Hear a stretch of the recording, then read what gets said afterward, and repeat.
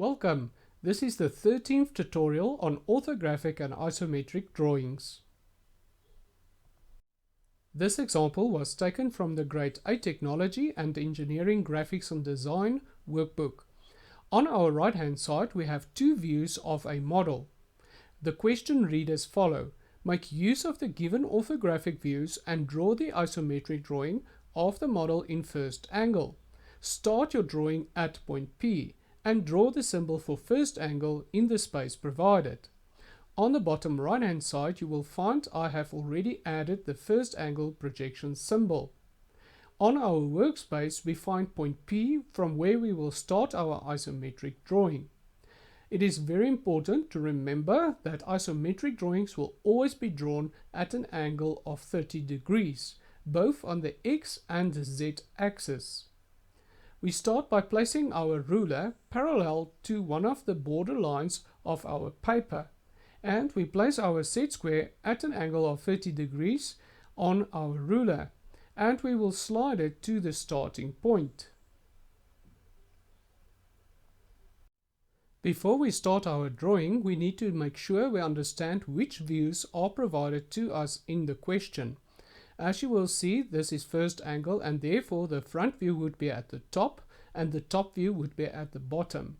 Therefore, you will need to take the dimensions as provided and carry them over onto your drawing. So I will start with the front view's total distance, which is 20, 10 and 20, and gives us a total of 50 millimeters. And I will draw this 50 millimeters from point P at an angle of 30 degrees to the right, as you see here. Then I will flip my set square around by holding down my ruler still firmly onto the paper, and I will look at the depth of my top view, which will also give me the depth of my left view. And we will see that the depth is 10 and 10, which gives us a total of 20 millimeters. And therefore I will draw from point P the 20 millimeters onto my left view, or in other words my Z axis. Now that we have completed drawing in the length of our front view and the depth of our side view on the base, we will draw in the heights of our model. We will start at point P and draw in the 10 millimeters height at the toe end of our model. Once we've done this, we will move the set square to the back end of our side view and draw in the 70 millimeters total, as we can derive from the question, which has a 60 and 10 millimeters height. Once we've done this, we move the set square around to the front end of our front view and draw in the other 10 millimeters of the toe end on the far side. We will now place our set square at an angle of 30 degrees aligned with the base of our front view. Move your set square to the height of 10 millimeters and draw the solid line. Flip the set square and place it at an angle of 30 degrees aligned with the left view and move it to the intersection and draw in the 10 millimeters of the toe end. Move the set square to the far end and draw in the 10 millimeters on the far side. Flip the set square once again, aligned at 30 degrees, and finish the toe end with a solid line.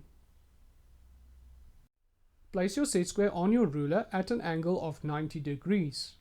Move it to the intersection as shown here. On your question, you would notice that the height of 60 millimeters needs to be added to the 10 millimeter height of the toe end, and draw in the 60 millimeter line. Move your set square to the other end and also draw in the 60 millimeter height of the vertical line. Now we will add the rest of the detail following the dimensions as shown on our question.